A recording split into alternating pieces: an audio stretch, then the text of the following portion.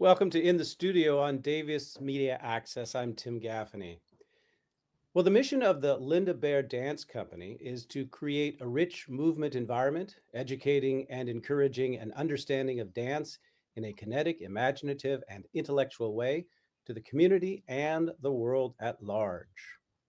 Well, today we have the company's artistic director and founder. That's Linda Bair. She holds a BFA in dance from the University of California at Santa Barbara and has taught modern dance at UC Davis. She has danced with Repertory West 2, Bonnie Samoa Dance Company, Christopher Watson Dance Company, and Mar Tatans in Germany. She has created over 30 works for the company, which have been presented at a number of venues throughout California, including Works in the Works in Berkeley, the Sacramento State University Festival of the Arts, the Bay Area National Dance Week, the Dada Project, and the West Wave Dance Festival in San Francisco. Welcome to the show, Linda. Thank you, Tim. Thanks for having me. Absolutely. Well, I'd love to hear a little bit about your background and how did you get into dance originally? Well, I originally got into dance because as a little kid, I was always dancing around the living room. And so my mother put me in a creative movement class, followed by a ballet class. And I continued to do that through my childhood and my teenage years. And then I went to college at UC Santa Barbara thinking that dance wasn't going to be a part of my future. I really wanted to do something else. But I took a course that was like a survey course of different forms of dance, and I discovered modern dance. And I became really enamored with it. And so I auditioned for the dance department and ended up getting my degree in dance. So it wasn't what I expected. But looking back, I can see that that's exactly what I was supposed to be doing. What a wonderful thing to end up doing. Um, Yeah. so, how did you make that leap then? No pun intended. To actually forming your own dance company, because it's one thing, of course, to enjoy dance. It's one thing to dance for someone else, but taking on the responsibilities of forming a company are quite tremendous, of course. Yeah, well, for sure. So, in college, I was really, really interested in dance composition. And when I got out of school, I immediately went into teaching and loved that. I continue to love that. But the dream was always to have my own group of performers. And it took me about 7 years or more to work up the courage to stop saying no to myself. Um, and give it a go. I think what really happened was I started to teach at UC Davis. I had moved to Davis, and I got a position there teaching. And I found some beautiful dancers at UC Davis, and then a studio I had taught at for a decade. I had kind of trained up dancers, and I decided to just hold an audition, and not knowing really how to do any of it, I just made the leap, as you said, gathered a group of dancers together. That audition happened about 25 years ago this month. And then from there, we started to rehearse 3 times a week. And then Ruth Rosenberg, who had a wonderful dance company and now works for the Mondavi Center, had an opportunity for me to show a piece at a showcase. So that was our premiere in Sacramento. And soon after that, I put together a whole show and, yeah, printed my own tickets and my own posters, and had a lot of people volunteer and help me. So it's just been figuring out how to do it along the way. Um, and I'm still figuring it out. So. Hmm. Well, and forgive me for not noting that, by the way. You founded this in 1998. It's 2023. That does make 25 years. Congratulations on 25 years in the Yeah, company. thank you. Yeah. Yeah. We started in 98 and we performed for the first time in 99. So next year hopefully will be Okay. hopefully a big year for us. Okay. Okay. So, uh, what is it about dance in particular as an art form? I mean, what do you think dance can uniquely do that other forms of art can't do? Well, for me, what I've found about dance is that although I'm a verbal person, there are things that I experience in life that just aren't captured in words or deeply enough in words. So those things that we experience that we want to be able to describe to someone else so badly, but we can't really put a pinpoint on it. That's what I feel like I can express through dance. I think it's something that's been in us as a group of humans for forever. You know, there's always been dance to celebrate things and to form community and hopefully my dance is a way of seeing a reflection of ourselves on stage. So I like to have a company that's diverse in age and size and ways of moving. Uh, yeah, so I guess I'm not giving a very clear answer, but yeah, the things that I can't say in words are best expressed in my body. Um, and Yeah, I no, love that. that's It's kind of like a poetry. well, and about a year ago, we had a Davis resident who is both a poet and a dancer, Allegra Silberstein, and she Oh, certainly yes. articulated that connection. So that absolutely makes sense to me. Yeah.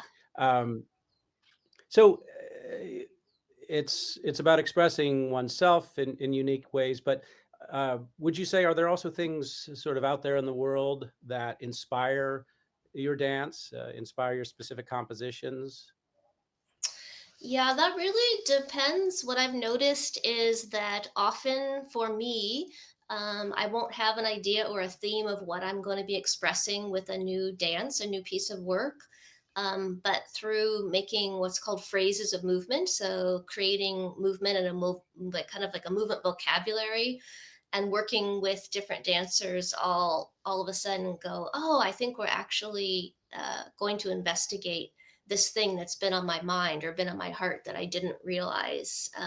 So sometimes it's just an investigation and something that's really specific about maybe I'm going to do something that has to uh, deal with opposite things and maybe something that's just texturally interesting or abstractly interesting. And then sometimes it's something that happens in the studio. A dancer moves a certain way, and I think, oh, it'd be so interesting to just see if we can flesh out this relationship between this dancer and another dancer, and maybe a piece of humor comes up or a mistake happens.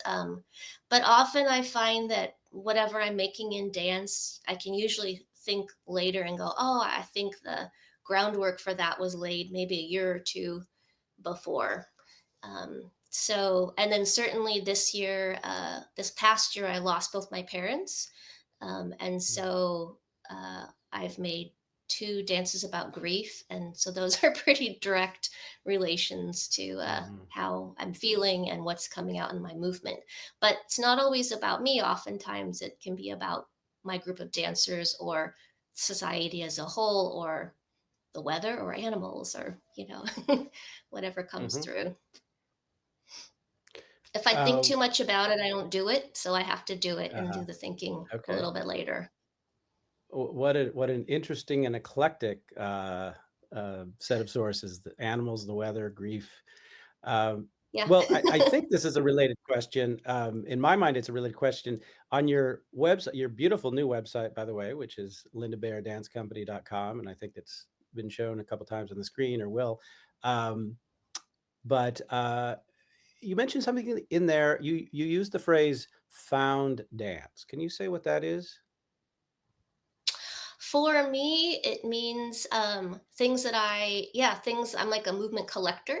So if I were sitting at a cafe with you, I might notice a certain gesture that you tend to do and think it's interesting and find a way to put that in the dance.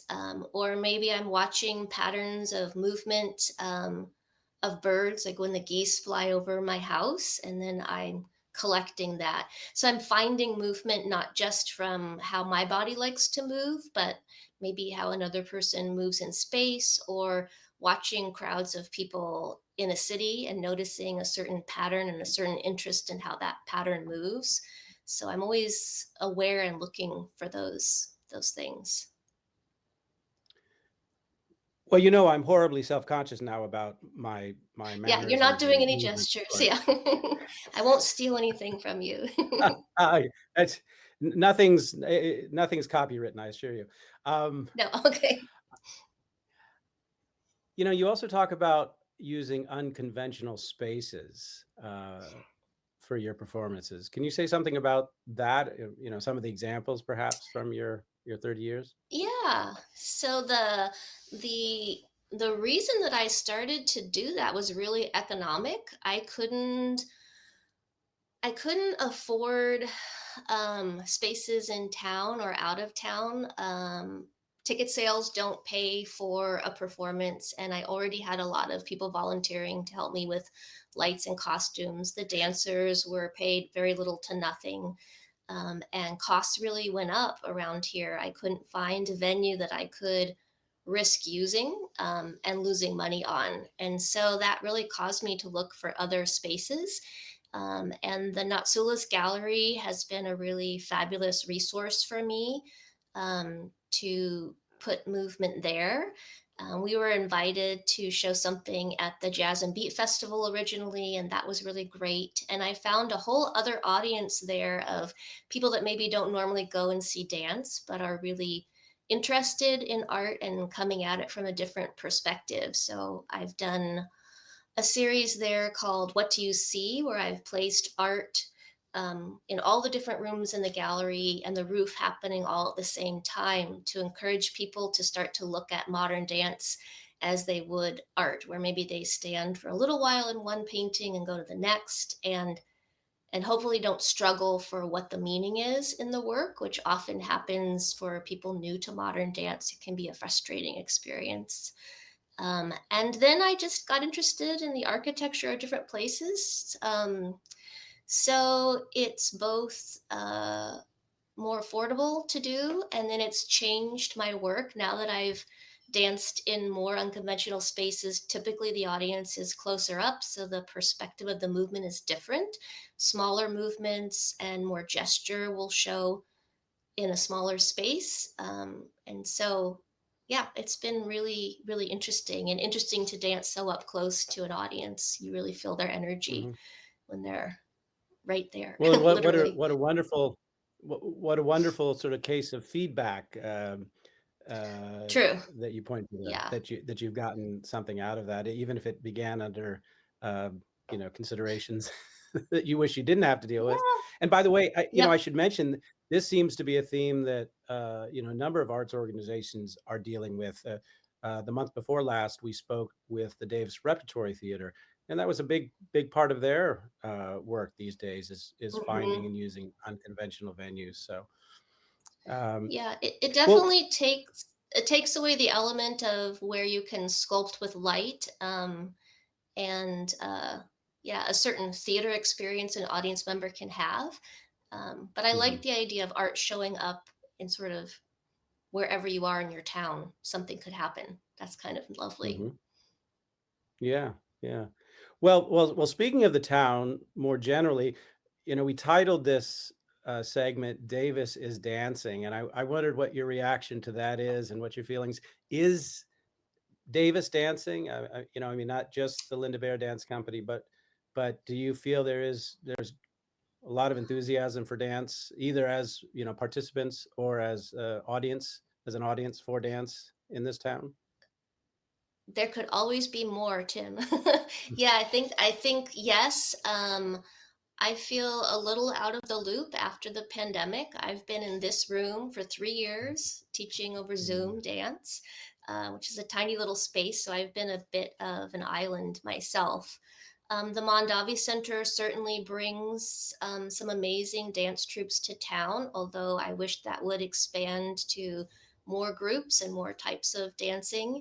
And there are a lot of different wonderful teachers in town and performing groups, but I do feel like there could be more, and definitely more uh, of a dance audience in Davis. again, because it's expensive to produce. So it would Hmm. be lovely to grow that. Hmm. Yeah, I think dance has a lot of growth in front of it in our town. I think Okay. music really takes off here, and I think dance could be expanded. Well. Speaking of that, then, and what lies in your company's future? Do you think? What do you see Well, happening, or what would you? Yeah. what I would really love to have happen is for us to get back to rehearsing regularly. We were doing that before the pandemic. We haven't been able to do that since. So I've had the really good luck of the support of the Davis Art Center for the last couple decades of the company. We've been in residence there, and uh, that's been the reason we've been able to exist as a company. I wouldn't be able to afford to pay for rehearsal space for the amount of time that I would need. So I'm hoping that I can find a way to continue to work in the area and afford to do that. And for this next year, I want to make new work with the company, and I will be beginning to teach again in person. I'll be teaching at the Davis Arts Center from June on, and so that's often a place where I find dancers for my company is from people that come to take my class, and also a place to educate an audience on dance and have them come to see the work. So and we're hoping to set up a tour. So we'll see. For our 20th, we went to Miami, and the goal is to go to Europe for the 25th. So I'm going to dream it, and hopefully next year or maybe the year after, we'll do that. Fantastic. So making work. Yeah. Well, Linda, thank you so much for joining us to discuss the Oh, vision my and work pleasure. of your dance company. This has just been fantastic. It's been inspiring to me, and it and Oh, it's Tim, and it's it's so wonderful. nice. Yeah, and it's wonderful to sort of reinforce the integration of the different arts organizations in the city as well. Yeah. I'm already mentioned some other interviews we've done. We also spoke earlier this year with Stacy over at the Davis Arts Center, Yep. and so Yes. it's wonderful to see Wonderful. the integration and the cross pollination of the different groups. So. For Well, and sure. thank you out there for joining us today on Davis Media Access. This is Tim Gaffney. You've been listening to our wonderful, inspiring talk with Linda Bair of the Linda Bair Dance Company. Take care.